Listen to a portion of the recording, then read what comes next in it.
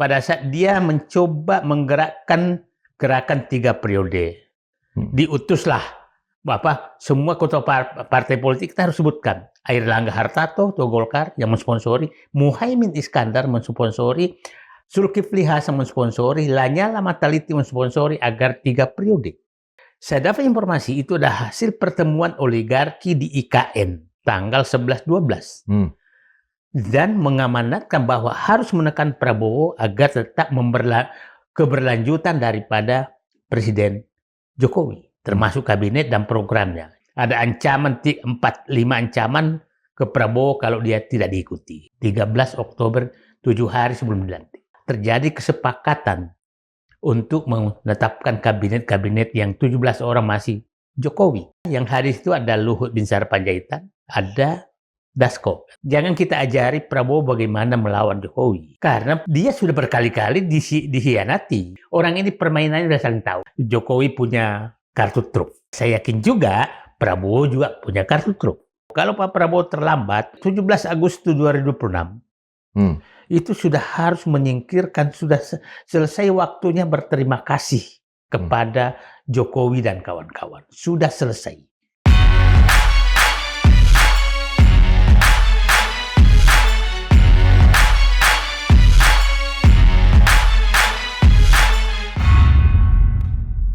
Sobat Malilog, kita tahu bahwa untuk merebut dan mempertahankan kekuasaan itu tentu membutuhkan biaya yang tidak sedikit.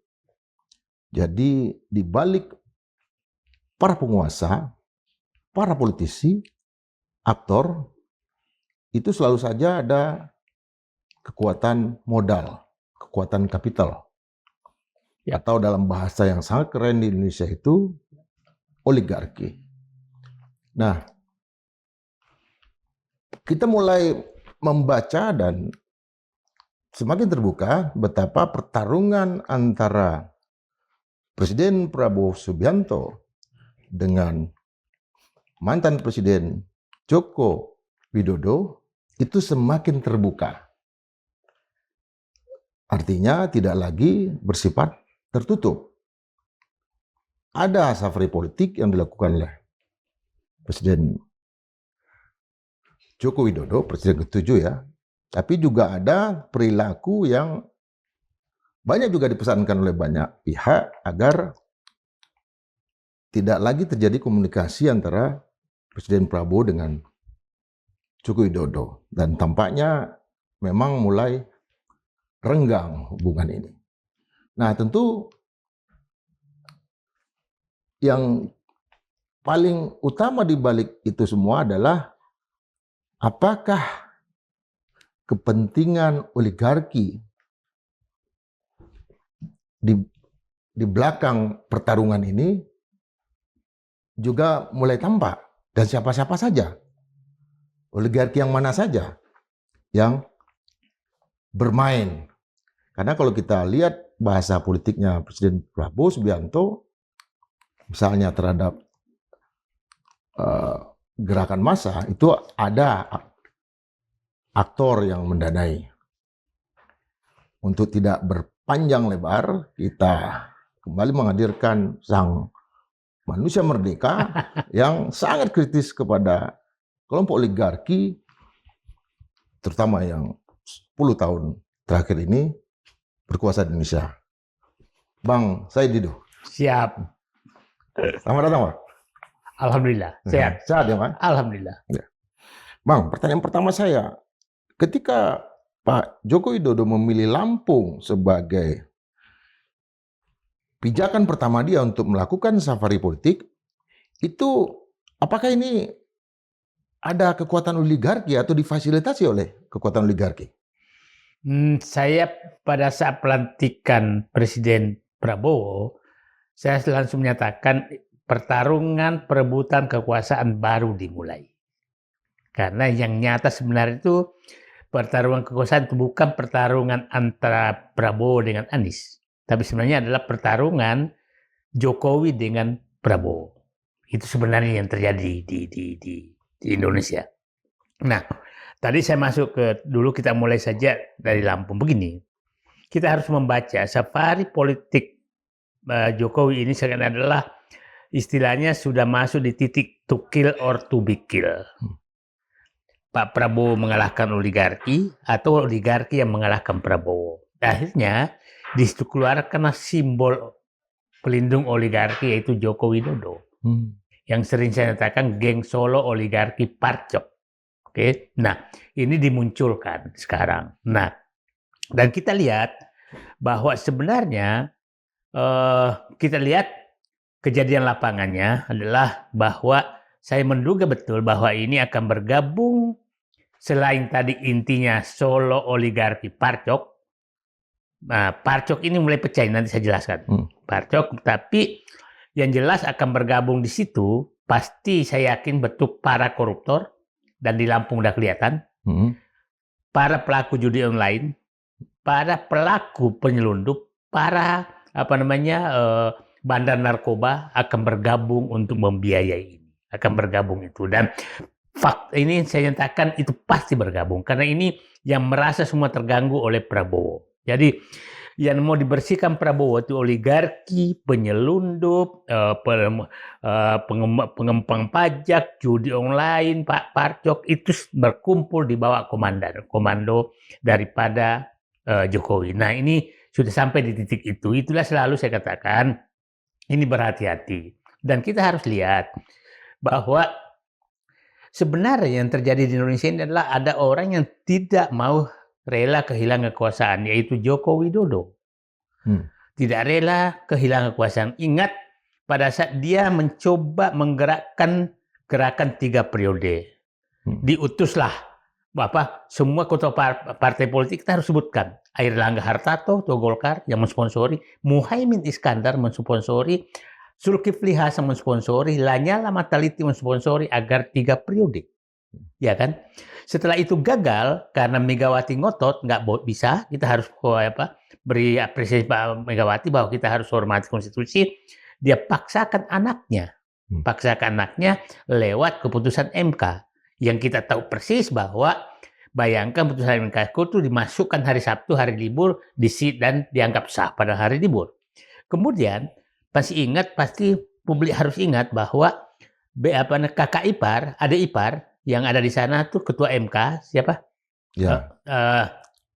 Membuat keputusan yang 2 kan gugatan, batas umur atas, batas umur bawah. Batas umur, dan dia kompresi pes, batas umur bawah hari ini kita sudah selesaikan, tapi batas umur atas belum. Artinya ini inti untuk mengancam Prabowo. Akhirnya Prabowo kan jam 12 mengumumkan bahwa mencalonkan Gibran di Kertanegara tanpa kehadiran Gibran. Akhirnya sidang yang batas umur atas dibatalkan. Oke. Nah, Pak Jokowi juga melakukan aparat hukum hukum saat itu. Semua calon-calon yang diperkirakan menjadi calon wakil presidennya Pak Prabowo, dan saya dapat 2 nama saya sebutkan, itu dikriminalisasi. Akhirnya Prabowo terpaksa mengumumkan tadi dan memilih Gibran. Nah, ketidakrelaan itu. Nah, pada saat itu tidak rela, akhirnya ingat tanggal yang paling menentukan juga tanggal 13 Oktober 2024. Terjadilah pemanggilan presiden terpilih dipanggil oleh presiden ke Solo menghadap 13 Oktober 7 hari sebelum dilantik. Disitulah terjadi kesepakatan untuk menetapkan kabinet yang 17 orang masih Jokowi. Nah, ingat saat itu bahwa ada yang hadir itu ada Luhut Binsar Panjaitan, ada Dasko. Nah, saya dapat informasi itu ada hasil pertemuan oligarki di IKN tanggal 11-12. Dan mengamanatkan bahwa harus menekan Prabowo agar tetap keberlanjutan daripada Presiden Jokowi, termasuk kabinet dan programnya. Jadi pemaksaan itu berlanjut sampai itu. Nah, Pak Prabowo kelihatannya saat itu ngalah. Terpaksa mengangkat kabinet itu, akhirnya tema keberlanjutan dijadikan tema oleh Prabowo, termasuk kabinetnya. Nah, di situ kita mulai ragu. Ini berarti terjadi perebutan kekuasaan yang karena sebelum tanggal 13 Oktober itu nama-nama kabinet yang diinikan oleh Prabowo agak masuk akal loh. Betul. Ya, ya kan Pak? Dari segi jumlahnya Dari juga. segi jumlahnya, hanya 33 dan orangnya profesional. Setelah ketemu 13 Oktober berubah total. Berubah total. Kita nggak tahu, saya dapat informasi ada ancaman 4-5 ancaman ke Prabowo kalau dia tidak diikuti.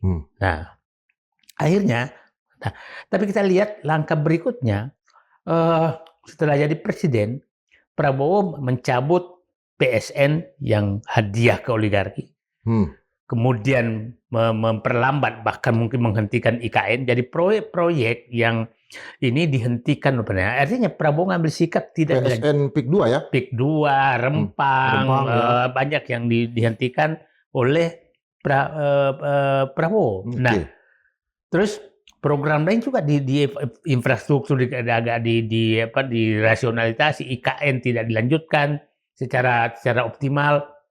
Nah, tapi kita selalu menyatakan ini masih kurang gitu kan. Nah, akhirnya sekarang menurut saya sekarang ini, nah puncaknya sudah terjadi puncak to kill or to be kill. Karena kita harus ingat bocoran dari Dr. Koni bahwa memang Jokowi hanya ingin memberikan kesempatan Prabowo 2 tahun. Nah, ini mendekati 2 tahun.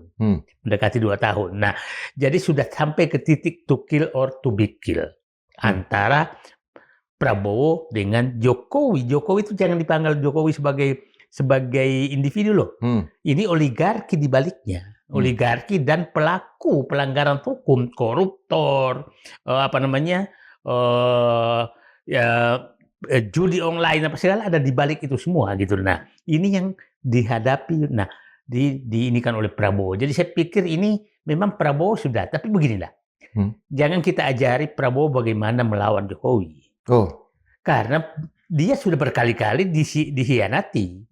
Jadi dia tahu persis caranya mensiasati Jokowi. Kan berkali-kali mulai didorong jadi gubernur, bagaimana dikhianati Jokowi, berkali-kali gitu. Jadi orang ini permainannya udah saling tahu lah dua-duanya. Apakah dengan katakanlah munculnya sang penunggang naga ini, Jokowi, akhirnya tampil ini, itu juga bagian dari strategi politik yang dimainkan oleh Pak Prabowo pada akhirnya? Saya melihat Pak Prabowo ini memang betul-betul dia paham betul bahwa kerusakan ini semua oleh oligarki. Dia paham betul dari bukunya, dari apanya dia paham betul, dari pidatonya berkali-kali dia tahu, dan dia tahu caranya, dia tahu pelakunya, dia tahu ininya. Nah, sekarang problemnya adalah yang saya sering katakan, karena di orang-orang sekitar dia belum sevisi semua. Ada juga yang memanfaatkan kemarahan Prabowo untuk mendapat keuntungan. Kita masih ingatlah bagaimana oligarki itu memakai pintu-pintu tertentu ke Presiden Prabowo. Contohlah, kita beginilah bahwa bagaimana orang dalam seperti Dadan, Sony, yang mengkhianati Prabowo dengan program MBG.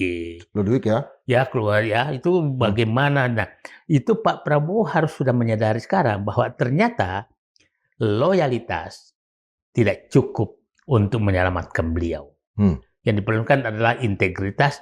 Kan Pak Prabowo kan selalu menyatakan dia harus punya integritas, nasionalisme, patriotisme, itu kan yang dipakai. Tapi sayangnya yang dia kemukakan itu tidak digunakan untuk menseleksi pejabat. Nah, ini yang perlu diinikan bahwa memang Pak Prabowo menurut saya belum mengendalikan betul kekuasaan karena dia masih takut. Nah, mudah-mudahan dengan keberanian dukungan rakyat sekarang kepada dia itu semakin naik. Itulah saya selalu menyatakan ke orang, kita dukung Prabowo selama di jalur yang kita anggap bahwa dia harus menegakkan hukum, dia harus memberantas korupsi, dia harus melawan oligarki. Nah, itu. Tapi kalau dia tidak itu, ya kita juga berbeda, biasa saja. Selain MBG kan juga ada Silmi Karim yang abang paham betul itu adalah sosok yang sangat abang kenal kan? Artinya kita juga kaget. Apakah karena Silmi juga bagian dari Joko Widodo? Saya tidak bisa menemani karena ini kadang-kadang teman itu berubah juga di tengah jalan. Jadi saya selalu menyatakan racun besar bagi pejabat itulah kalau dia sudah menjadi penikmat jabatan sehingga dia tidak pernah puas dengan jabatannya sehingga melakukan apa saja untuk mengamankan kenikmatan itu. Saya tidak bisa tahu apa yang terjadi terhadap teman saya Silmikari. Saya nggak tahu. Padahal kita tahu betul ya sosoknya ya. Ya, kalau saya melihat sih bahwa ya kalau dari segi uang enggak lah. Saya nggak tahu apa-apa yang menggoda dia sehingga kalau itu memang dilakukan. Gitu. Saya nggak tahu sama sekali. Ya, artinya kembali lagi ke pertanyaan tadi, apakah perjalanan politik Joko Widodo ini pada akhirnya dia muncul dengan seluruh kekuatannya? Sangat tergantung. Kalau Pak Prabowo agak lambat, maka dia di-kill. Ini kan sekarang to kill or to be kill. Kalau Pak Prabowo masih ragu berhadapan dengan gerakan Joko Widodo yang mau membatalkan, menggagalkan program-program dia, menggagalkan program, kita juga bisa tahu siapa tahu Dadan itu disusupkan. Ya, siapa tahu Dadan disusupkan untuk menghancurkan Prabowo. Nah, kita harus hati-hati. Siapa tahu orang-orang sekitar Prabowo itu orang-orang yang disusupkan. Kita nggak pernah tahu. Nah, itu Pak Prabowo tidak bisa lagi abu-abu dalam hal ini. Karena abu-abu, dia yang di-kill. Dia yang di-kill, padahal dia penguasa gitu loh. Nggak ada jalan abu-abu. Apa kartu truf yang dimiliki oleh Pak Prabowo untuk kill? Saya pikir banyak sekali kartu yang ini oke lah. Kita coba bahas. Kalau Pak Prabowo netral saja terhadap kasus-kasus yang muncul, pasti Jokowi tidak bisa mempertahankan diri. Kita bahaslah ijazah palsu. Oke?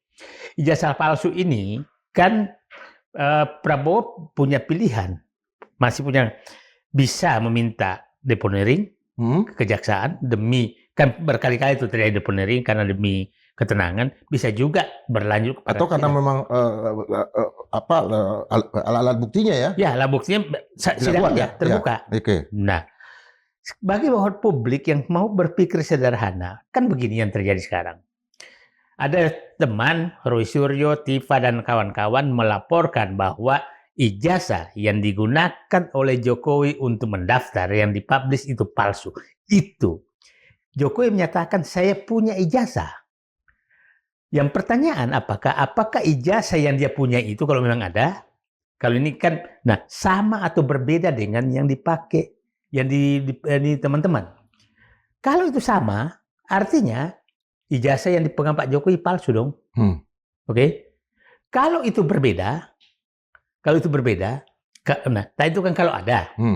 Kalau ada dan sama, artinya yang digunakan ijazah Jokowi palsu dong, karena hampir bisa dipastikan yang beredar ini adalah palsu. Kalau itu berbeda, artinya Pak Jokowi punya ijazah dan asli, berbeda dan asli loh ya. Dan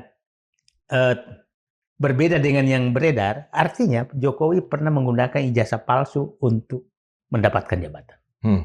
Nah, ini akan terbukti di sidang. Jadi maksud saya, saya melihat sih Pak Prabowo ini positioning ke hukum ke Jokowi dia netral-netral aja.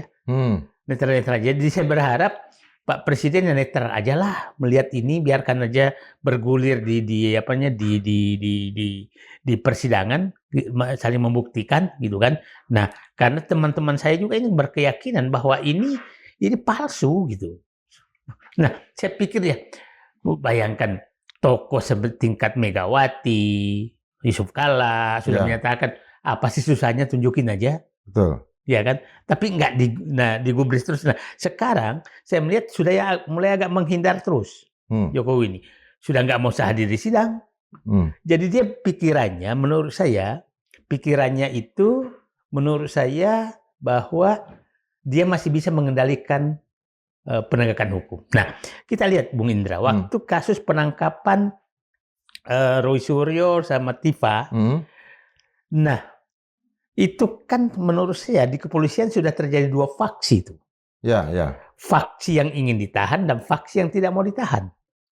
Faksi yang mau ditahan itu berharap agar di tahanan Polda aja terus. Faksi yang tidak mau ditahan dibawa ke rumah sakit. Polri.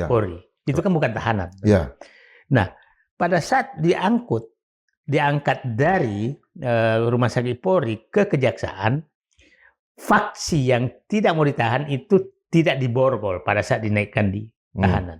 Pas di mobil tahanan kelihatannya faksi yang mau menunjukkan ditahan diborgol. Pas turun di kejaksaan, faksi yang ingin bahwa itu tidak ditahan dibuka borgolnya. Kejaksaan, kalau kita tahu kejaksaan, kalau bukan arahan dari atas, itu kejaksaan itu hanya presiden, jaksa agung, jaksa tinggi, kejaksaan negeri. Tidak mungkin seorang kepala kejaksaan negeri punya inisiatif untuk kasus sebesar ini atas inisiatif dia. Inisiatif dia terjadi itu adalah langsung menawarkan, apakah Anda mau RJ damai? Langsung ditolak. Setelah nanti ditolak, langsung oke, tidak ditahan. Artinya, saya membaca ini bisa ini bisa menjadi pintu bahwa memang ada masalah besar di ijazah Jokowi. Asal pengadilan dilakukan secara terbuka. Selain ijazah, apalagi Abang bilang tadi banyak? Saya lihat banyak sekali, Pak. Coba beginilah. Kasus Nadiem. Ya, kasus kalau mau dibuka kasus kereta api cepat. Kasus mungkin kalau ini diaudit kasus IKN itu sangat bahaya. Sangat berbahaya. Kasus banyak sekali kasus penyerahan tambang-tambang ke perusahaan asing, banyak sekali kasus. Banyak kasus kereta api, kasus macam-macam itu banyak sekali kasus korupsi yang bisa terungkap. Nah, semua kan menyentuh ke beliau, semua menyentuh ke saya. Kalau di audit IKN itu saya yakin betul bahwa itu banyak sekali kasusnya. Nah, ini Pak Jokowi juga harus hati-hati, karena jangan saya bilang presiden lain itu pemakluman rakyat, asal Anda tidak terlalu merasa egois bisa menguasai semua, rakyat bisa memaklumi. Kesalahan Bung Karno dimaklumi, kesalahan Pak Harto dimaklumi, kesalahan yang lain dimaklumi. Tapi ada orang yang ngotot terus, ingin masih berkuasa, memasang anaknya, memasang mantunya, memasang ini semua untuk berkuasa, itu kemarahan rakyat tinggi sekali. Ingat ya, Bung Karno, dia tidak mempersiapkan anaknya kok. Ya. Pak Harto tidak. Pak Habibie tidak ada. Nah, sekarang mempersiapkan anaknya semua. Nah, tapi mempersiapkan anaknya tidak terlalu ngotot seperti Jokowi. Dinastinya. Nah, rakyat juga ada sabarnya. Jadi jangan juga Pak Jokowi dengan geng oligarkinya merasa. Jadi Pak Presiden, oligarki juga jangan terlalu merasa berkuasa. Coba bisa bayangkan. Tadi saya baru malah menghadiri peluncuran bukunya Peter Gonta. Oligarki yang dulu yang kan semua punya oligarki pada saat Bung Karno punya oligarki Markam apa segala itu kan. Nah, ada Yusuf Hasim Ning, Yusuf Muda Dalam apa segala. Itu tumbang juga bersama dengan pemelihara oligarkinya gitu kan. Nah, terus jangan merasa bahwa oligarki itu bisa melindungi Anda, enggak. Kalau dan sepertinya saya yakin sepertinya oligarki ini semakin was-was lagi karena Prabowo tidak goyang menghadapi mereka gitu loh. Jadi saya berpikir rapat 13 Oktober 2024 itu kelihatannya sedang berlangsung lagi untuk melawan Prabowo gitu loh. Untuk melawan Prabowo? Ya, untuk melawan Prabowo. Karena memang apa indikasinya, Bang? Nah, indikasinya menurut saya ini indikasinya saya lihat begini. Tapi Pak Prabowo nggak goyang. Itu namanya gerakan yang ada untuk menghalangi Prabowo memperlakukan ekspor satu pintu. Itu tantangannya besar sekali. Termasuk di dalam kabinet. Nah, Pak Prabowo sudah saatnya. Saya bilang Pak Prabowo, kalau Pak Prabowo terlambat kembali di 17 Agustus 2026. Itu sudah harus menyingkirkan, sudah selesai waktunya berterima kasih kepada Jokowi dan kawan-kawan. Sudah selesai. Sudah 2 tahun mereka menjabat. Gitu. Sudah saatnya bahwa Prabowo yang punya kabinet.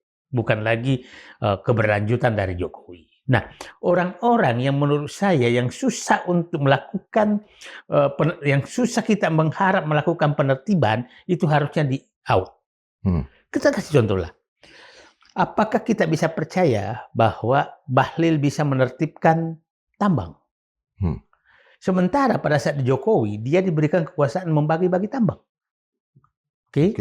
Apakah kita percaya bahwa Raja Juli berhasil menertibkan hutan? Pada saat dia wakil kepala BPN, dialah membagi-bagi.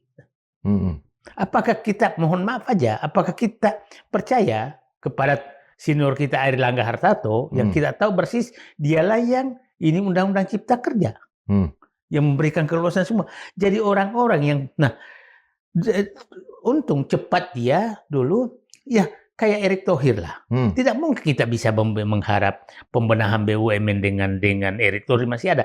Jadi orang-orang yang pernah digunakan oleh Jokowi untuk memberikan pintu karpet merah kepada oligarki itu harusnya dibuang. Karena itulah menghalangi Prabowo untuk melakukan sesuatu, melakukan penertiban kepada oligarki. Nah, itu yang harus dilakukan. Dan menurut saya waktunya hanya Agustus, sampai Agustus ini. Kalau sampai 2 tahun, kan ingat ya bahwa Jokowi itu menurut Koni ya dikasih waktu Pak Prabowo berkuasa 2 tahun. Setelah itu 20 Oktober ya. 20 Oktober 2026.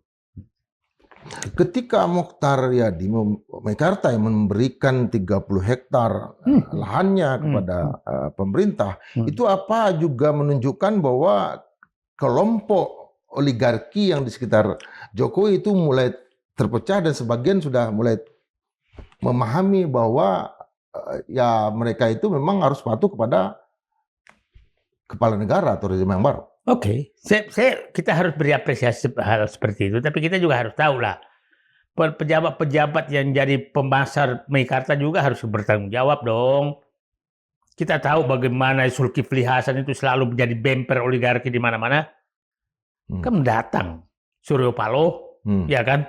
Wah, kayak apa gitu semua. Jadi, nah, tapi ginilah, bahwa saya melihat oligarki juga ini kan harusnya mulai sadar bahwa Pak Prabowo ini nggak kendor sama sekali. Jangan berharap bahwa dia berubah. Berbagai ancaman dia hadapi. Nah, dan berbagai cara yang dilakukan. Jadi saya berharap sih, beginilah, kita tahu semua punya oligarki dari dulu. Ya kan, mulai Bung Karno saya bilang tadi, Pak Harto punya, Pak yang lain punya. Nah, yang Bupati aja punya. Bupati aja punya. Betul. Nah, Bupati punya kota, oligarki semua. Ya gubernur punya ya. Punya oligarki semua. Ya. Nah, ini menurut saya udah Pak Prabowo tahu bahwa ini yang merusak negara. Saya begini, kesempatannya saya gunakan. Kenapa sih oligarki ini bahaya sekali, Pak? Ya. Oligarki lah yang menyogok penegak hukum, sehingga siapa yang tidak pernah ada orang yang bisa menang melawan oligarki. Mulai dari kepolisian, kejaksaan, pengadilan. Oke, tidak pernah ada bisa menang. Oligarki lah yang menyogok politisi. Sehingga dia bikin aturan sesuai dengan dia inginkan. Undang-undang, perda, dan lain-lain. Itulah oligarki yang bikin. Menyogok politisi. Oligarki lah yang menyogok pejabat. Dan membiayai pejabat menjadi bupati, gubernur, presiden. Itulah oligarki. Nah, oligarki lah yang memelihara bintang-bintang. Menjadi pelindung mereka. Ya. Bintang coklat, bintang ya ini. Nah, jadi oligarki ini mengatur semuanya. Dan kita harus ingat, Bung Indra. Nah, negara yang diatur oligarki itu pasti negara yang rakyatnya tidak berdaulat. Kita beginilah. Yang dianggap terus bagus Amerika. Pernahkah rakyat Amerika menentukan presidennya? Dia memilih tapi tidak menentukan. Yang menentukan kan oligarkinya. Siapa yang jadi calon demokrat, siapa yang menjadi republik. Ya kan? Nah, persis di Indonesia. Karena mereka tidak pakai popular vote. Enggak. Mereka pakai electoral college. Nah, itu masih lumayan karena elektoral. Kalau ini kan apalagi kita populer. Jadi dua sekaligus. Menentukan siapa yang dipilih, menyogok pemilih. Ya, ini yang dilakukan oligarki. Nah, sekarang dan lebih bahaya lagi kalau ini sistem ini dilanjutkan dan oligarki masih berkuasa, bukan sistem demokrasinya loh ya. Oligarki yang berkuasa, maka kita bisa menjadi seperti sebenarnya menentukan presiden Amerika itu menurut saya pengusaha Yahudi yang membiayai Israel. Oke. Nanti Indonesia juga akan ditentukan oleh pengusaha-pengusaha non pribumi yang membiayai politisi yang berkantor di Singapura. Nah, artinya kita punya nanti, kalau Amerika punya Israel yang menentukan presidennya, kita punya Singapura yang menentukan presiden kita. Mereka yang menentukan adalah Tel Aviv, kita menentukan adalah Singapura. Ini yang harus ada di kepala, dan itu faktanya demikian. Mereka yang menentukan, oligarki yang berkumpul di Singapura inilah yang uang Indonesia sebenarnya sama dengan Israel itu yang menentukan siapa presiden Indonesia. Orang-orang Israel lah yang uang orang Amerika ya yang menentukan siapa presiden Amerika. Apakah kita mau begitu? Kalau saya sih enggak. Nah, jadi kita lihatlah sekarang.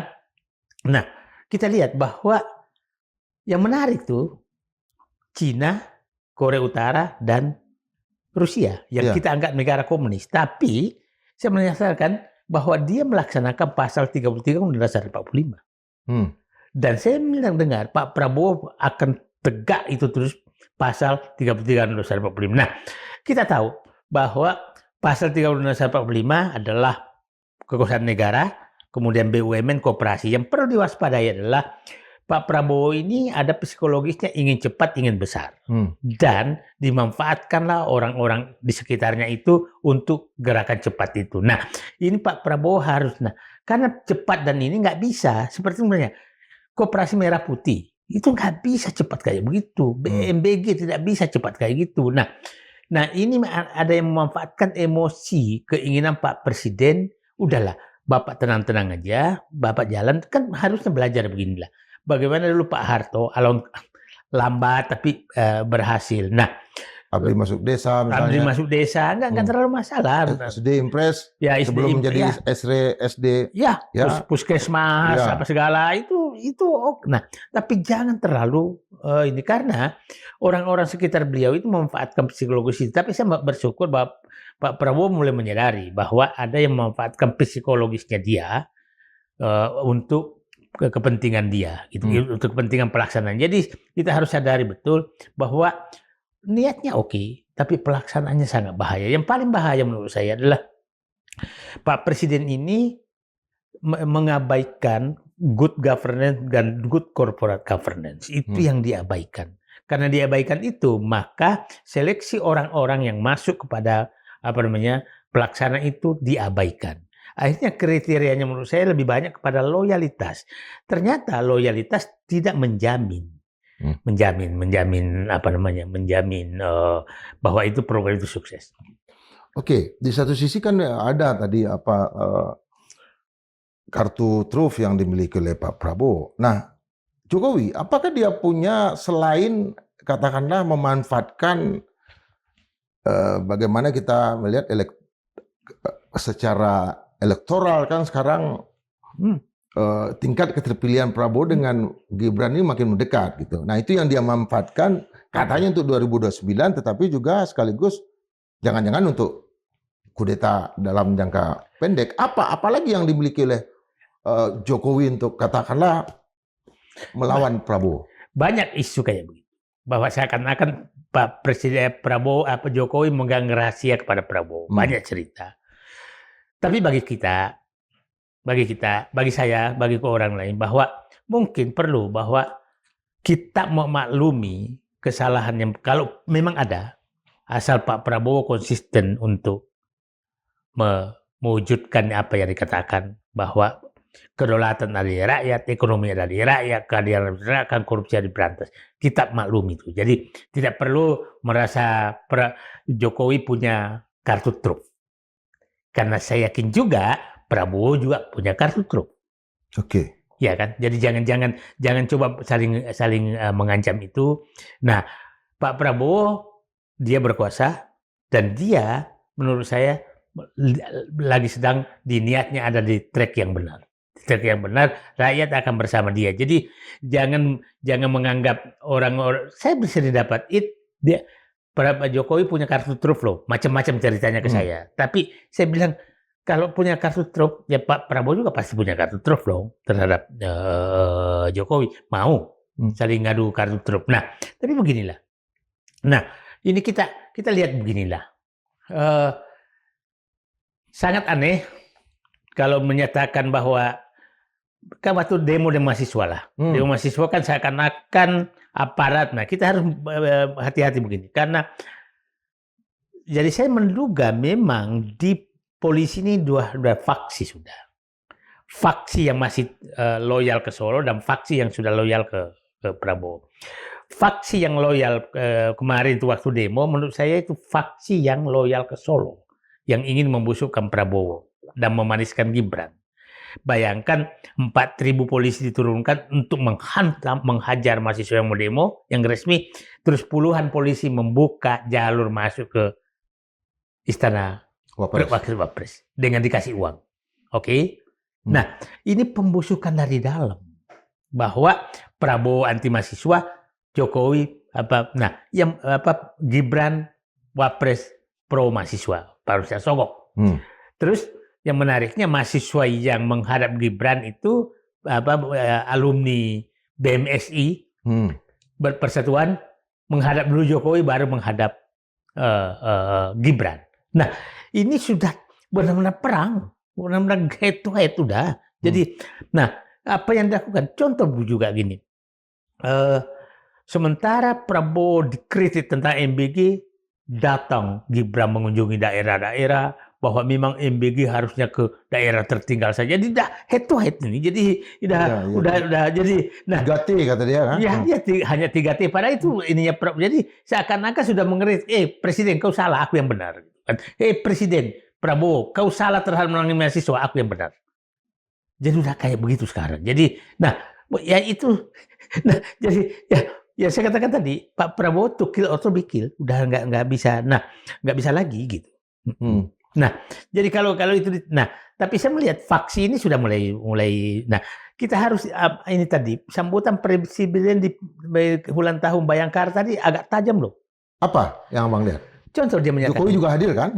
Ya. Dia menyatakan jangan sombong, merendahkan rakyat, keadilan jangan keadilan itu kepada yang punya uang, itu maksudnya ke oligarki. Yang menarik, jangan gunakan ini sebagai alat politik. Artinya beliau tahu bahwa pernah digunakan soal politik. Itu agak tajam loh ininya ke kepolisian. Tapi saya menyatakan ya publik masih menunggu betul bahwa kalau masih Kapolri sekarang apapun omongannya dianggap omon-omon, ya kan? Tapi kita nggak tahu apa strategi Pak Prabowo dengan Kapolri sekarang, kita nggak tahu. Tapi karena begini, kasus ijazah kemarin itu kan awalnya kan Sigit itu kayak masang badan kan ke ijazah palsu. Tapi setelah diminta pertanyaan, urusan ijazah palsu udah urusan Kapolda dan Kejaksaan. Dia kayaknya agak menarik diri. Udahlah, bukan urusan gua lagi gitu loh. Tapi kan laporan tentang ijazah hilang kan masih urusan polisi. Ya itulah. Jadi saya pikir begini, netral saja kelihatannya akan terbuka nih. Ijazah ini yang dipertanyakan. Artinya nanti kalau ijazah hilang itu bisa ke pasar pramuka juga dicarinya. Iya. Artinya kalau abang lihat tadi sikap hormat, salut yang diberikan oleh Pak Prabowo sebelum salaman sama Pak Jokowi itu adalah bahwa, hey, saya akan hadapi Anda, bahkan di depan publik, begitu. Kalau saya bilang ini kan kepribadian beliau itu terlalu menghormati senior gitu. Itulah kita nggak bisa baca. Tapi tingkat kepercayaan dirinya tinggi betul ya tadi. Kalau saya sih gini, dia udah nggak kendor, udah nggak kendor menghadapi itu. Jadi yang mau ngancam itu sebenarnya udah lewat menurut saya. Jadi Pak Prabowo udah ketemu para dirinya, cuma kita menunggu pelaksanaannya gitu kan, pelaksanaannya yang betul-betul ini. Karena saya ini betul, kan menariknya gini, Bung Indra. Oligarki nggak ada berani loh ngelawan. Sampai sekarang. Jutaan hektar lahan diambil, nggak ada menggugat ke pengadilan. Oh. Ya kan? Ya. Artinya oligarki udah paham bahwa saya nggak bisa lagi membeli penegak hukum. Kalau dia masih berharap bisa mengambil penegak hukum, maka presiden digugat loh. Udah kan 2 tahun kan pengambilan itu. Dan timnya juga tim yang nggak kendor semua. Tim PKH itu. Safri Samsudin, Kepala BPKP, Muhammad Ate, kemudian apa namanya? Itu. Jampitsus. Nah, itu kan orang-orang yang di TNI kan yang diturunkan Kasum gitu kan. Ini kan orang-orang pasang badan betul semua. Jadi saya melihat bahwa, dan ini menarik nih Pak Prabowo, kan dia memang tidak menggunakan eh, birokrasi yang terkait dengan itu. Harusnya penelitian tambang, Menteri Kehutanan dong, Ya, ya. Menteri Pertambangan Energi dong, ya kan? ATR juga. Ya ATR juga, enggak tuh, bukan itu yang dipakai. Nah, jadi ada strategi. Nah, dan saya lihat, nah Pak Prabowo menunjukkan, aku tidak kendor menghadapi kalian. Dan omongannya itu dilaksanakan terus omongannya. Nah, itu yang saya bilang, kalau orang menyatakan, saya ini mendapat terus, dia katakan ternak Prabowo sudah terboh. Bukan, aku ternak terhadap program yang bagus untuk rakyat. Siapa yang melakukan? Nah, tapi saya kasih contoh. Saya kan udah edarkan tuh tentang saya mengunjungi pencetakan satwa baru di Wanam Merauke. Ya, karena ini kan untuk apakah betul film Pesta Babi itu benar? Ya kan? Saya kan harus mengecek apakah betul itu di lapangan itu terjadi seperti itu. Karena saya juga nggak yakin itu terjadi. Nah, saya terbang dari sana mulai ini lihat semua. Baru kali itu saya ini orang baru kali itu saya ketemu dataran yang rata itu 4 juta hektar di Merauke itu 4 juta hektar. Nah, Bung Indra paham bahwa kita tuh hanya punya sawah sekarang hampir 12 juta hektar. Luas tanam loh, bukan luas sawah. Berarti hanya sekitar 6 juta hektar loh kalau ini 2 kali panen. Ini 4 juta hektar. Dan dikatakan itu dibagi-bagi. Enggak. Dikatakan itu enggak cocok hutan. Bukan hutan. Bukan hak, ini ya, cuma hak pakai kan? Bukan. Nah, diisukan macam-macam. Diisukan bahwa dikasihkan ke Haji Sam. Enggak. Haji Sam tuh saya tanya, Anda punya tanah? Enggak punya niat saya. Saya hanya perintah presiden melaksanakan. Itu benar ya? Ya. Artinya bukan oligarki di belakang itu semua? Bukan. Di belakang 4 juta hektar ini?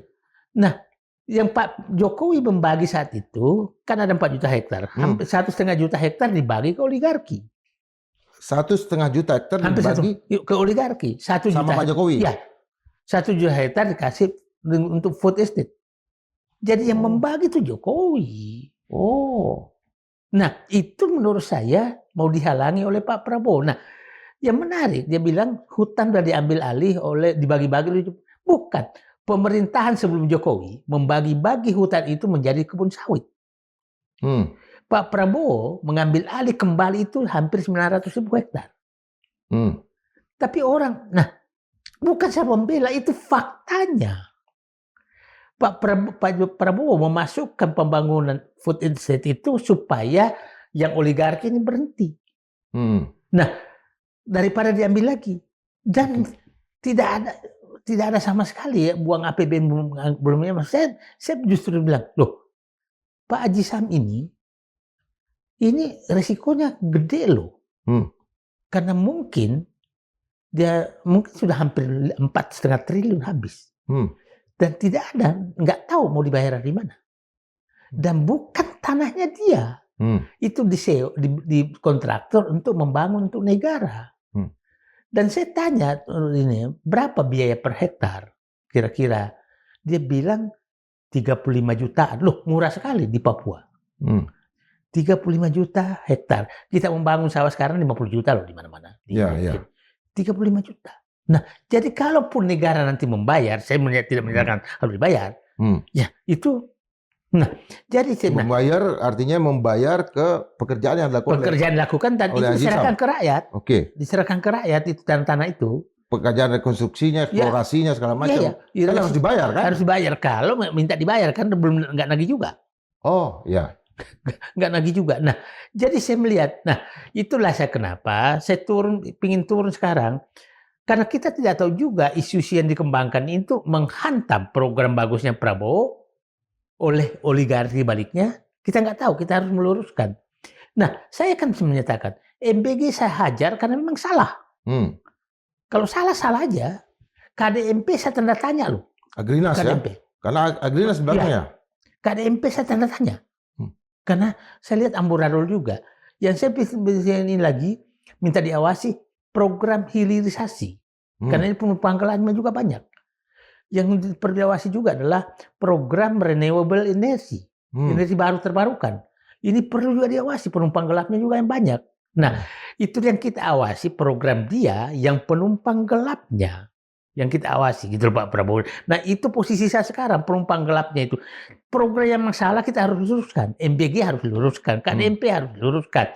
Yang menarik lagi, sekolah rakyat itu harus diawasi. Harus diawasi juga ini, karena penyimpangannya. Nah, ini kan di penyimpangan pelaksanaan banyak sekali gitu yang harus diawasi gitu pemerintah. Tadi Abang mengatakan bahwa sudah muncul fakta, misalnya Prabowo mentop beberapa hal, termasuk PIK 2. Apa yang Abang temukan terakhir? PIK 2 ini begini. Nah, ini PIK 2 kan kita program ini kan 2 minggu sebelum serah terima presiden, keluar PSN. Langsung dipasang semua PSN. Nah, saya temukan di lapangan sudah jadi tanah-tanah negara yang 1.700 hektar itu sudah dipasangin plang oleh tim PKH. Sekarang ya? Ya, bahwa ini harus kembalikan ke negara. Tapi lobby masih tetap jalan dan kita masih ingat lobby ini kan jalan. Ya saya ulangi lagi, pada saat Teddy ulang tahun, 4 bunga selama ulang tahun dari PIK 2. Oh, itu 4 karangan bunga untuk lobby ya? Itu nggak mungkin lah kalau itu bukan untuk ini. Nah, jadi, kita harus curiga ini ada apa gitu kan. Nah, tapi di wilayah-wilayah yang, tapi kita berterima kasih Pak Presiden itu 2 loh keputusan diambil. 1, membersihkan PSN sehingga tanah itu harus dikembalikan ke negara. Yang kedua, membuat moratorium konversi lahan di wilayah itu. Jadi tidak bisa lagi dibangun, harus sawah tetap sawah, tambak tetap tambak. Yang kita tuntut sekarang mengembalikan yang sudah diambil. Oke. Ya, nah, pagar laut berhenti. Jadi berhenti semua. Jadi maksud saya, nah, Rempang paling menarik kan, dihentikan juga kan. Nah, yang hampir diserahkan, yang paling selalu saya ingatku kalau kenapa saya selalu menyamakan Bahlil, karena dialah orang timur yang terbang ke barat untuk menggusur rakyat demi Cina. Itu yang di kepala saya nggak bisa terima. Jadi, nah saya ingin sekarang melihat secara langsung tuh, ini saya tentang program-program strategis itu. Nah, kemarin saya sudah ke Papua, saya bisa menyatakan bahwa membantah bahwa satu yang dikatakan orang bahwa food estate itu adalah merusak lingkungan, saya menyatakan enggak. Kalau food estate itu adalah punya ini oleh Haji Sam, itu enggak. Food estate itu tujuannya sangat bagus, iya.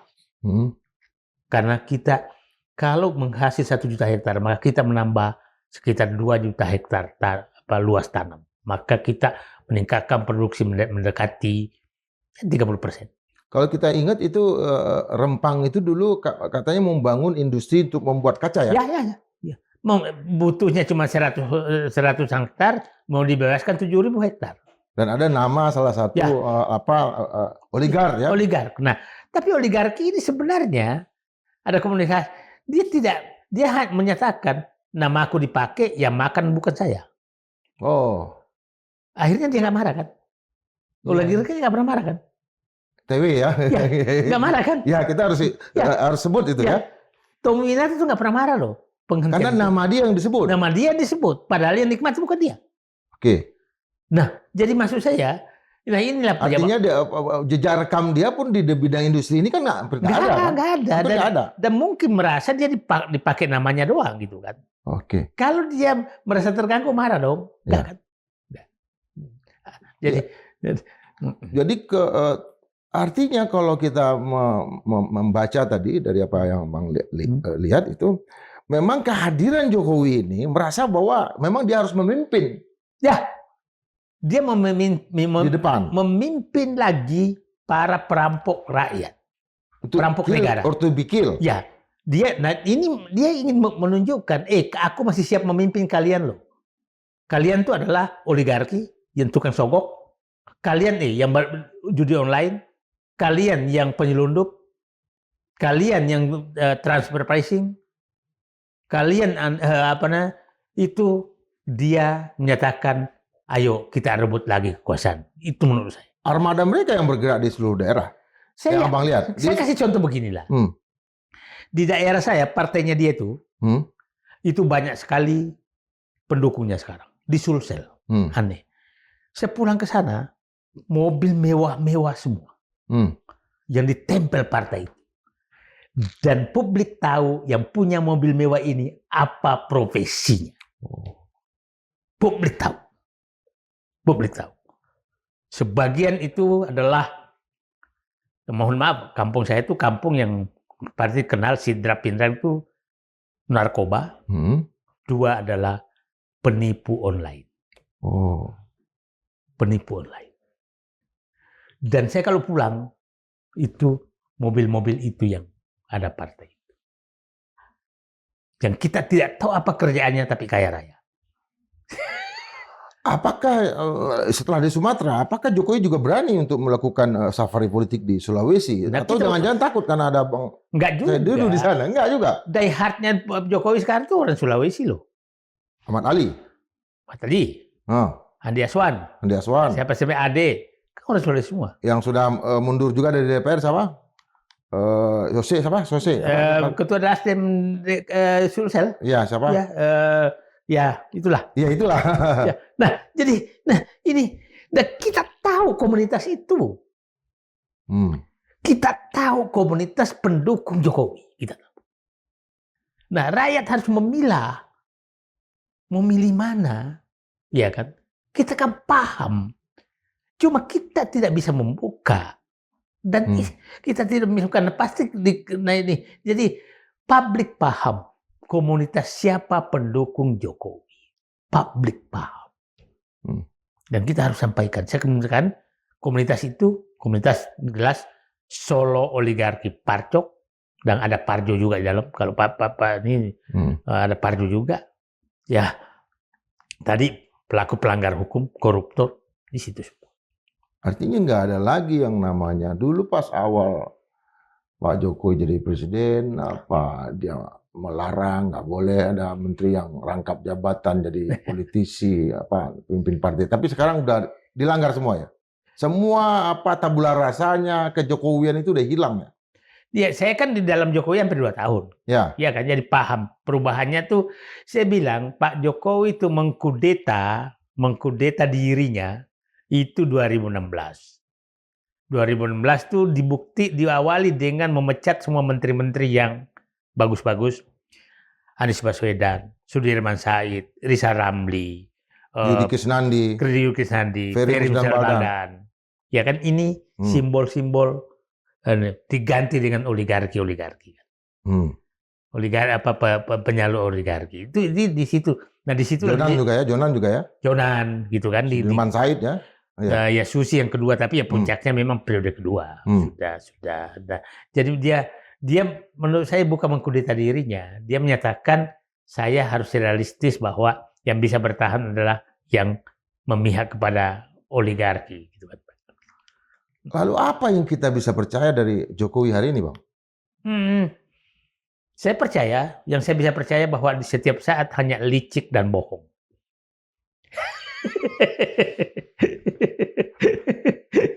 Itu mah nggak bisa dipercaya. Kepercayaan saya, apapun yang dilakukan itu hanya 2 itu. Kalau dia berikan licik, dia bohong. Artinya itu untuk kepentingan yang lebih dahsyat lagi. Untuk kerugian negara ini. Ya, nah jadi kalau dulu kan mungkin hanya dinastinya yang berkepentingan. Sekarang menurut saya sih, ya ini orang-orang yang terganggu oleh Pak Prabowo sudah harus dia menyatakan dirinya, aku kembali memimpin kalian. Itulah menurut saya simbol dia kenapa muter ke. Aku kembali memimpin kalian yang diganggu oleh Prabowo. Itu saya pikir. Jadi bukan menyatukan para rakyat jelata ya, bukan menyatukan katakanlah golongan-golongan revolusioner, tapi justru bersatulah kaum oligarki. Ya. Nah, itu saya pikir Allah ini kenapa pada saat berkumpul di Lampung bekas koruptor semua. Ya kan? Bekas koruptor semua kan yang berkumpul gitu, yang memberikan raja gelar raja itu terus ya Nah itulah suka ini simbol-simbol nginjak kepala kerbau yang di belakang Banten itu kan simbol-simbol yang dia lakukan. Di Lampung yang banyak gajahnya. Ya, Artinya itu simbol dan sangat seperti ingin mendirikan sebuah kerajaan ya. ya. Magic gitu. Oke Bang, Oke. terakhir nih Bang, Ya. untuk teman-teman yang masih ingin mengatakan bahwa ya sama saja Jokowi dan Prabowo, itu Oke. Abang pesannya apa? Saya menyatakan begini. Kalau sama, maka semua program Jokowi dilanjutkan dong.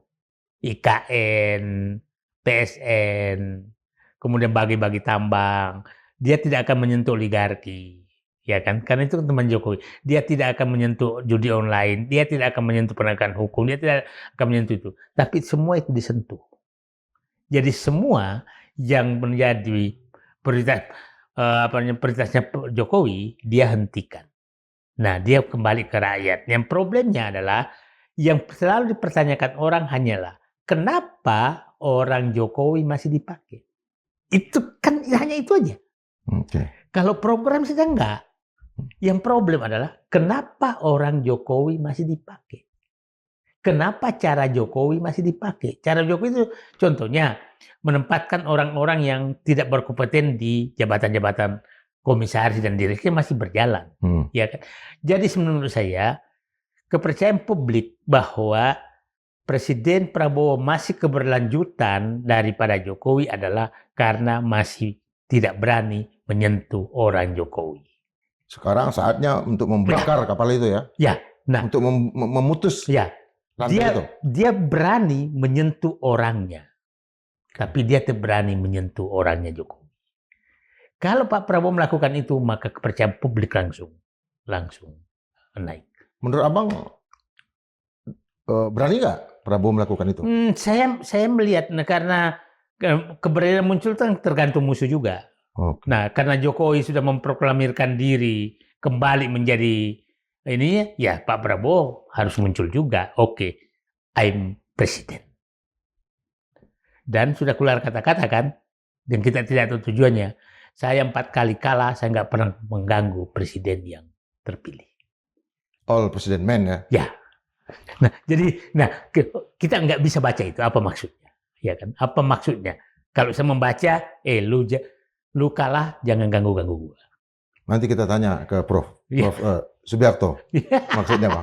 Oke Bang. Oke, terima kasih. Sobat Madilab, pertarungan kelompok oligarki ini bukan hanya terjadi hari ini ya. Kita harus tahu bahwa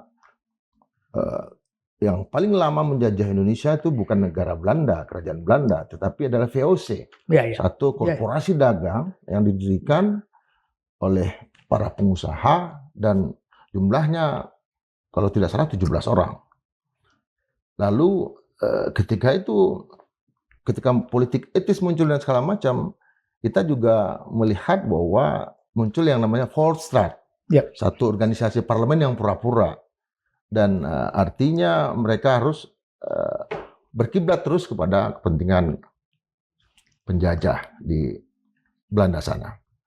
Ya sekalipun Belanda kita sedih juga ya, gagal maju ke putaran ke-16. Tapi ini pelajaran yang kita lihat bahwa jauh lebih lama oligarki berkuasa di Indonesia ketimbang satu kerajaan yang punya tentara. 2 abad lebih. Dan jangan sampai yang diingatkan terus oleh Bang Said Didu adalah jangan sampai siapapun presidennya, oligarkinya tetap sama. Dan itu yang harus dilawan. Dan jangan sampai kita menghadapi nasib seperti Amerika. Ya. Yang presidennya ditentukan oleh pengusaha Amerika yang dikoordinir oleh Israel, dan kita menjadi presidennya ditentukan oleh pengusaha non-pri yang dikendalikan dari pengusaha dari luar, dari Singapura. Oke, itu penutupnya. Sampai jumpa dalam edisi berikutnya.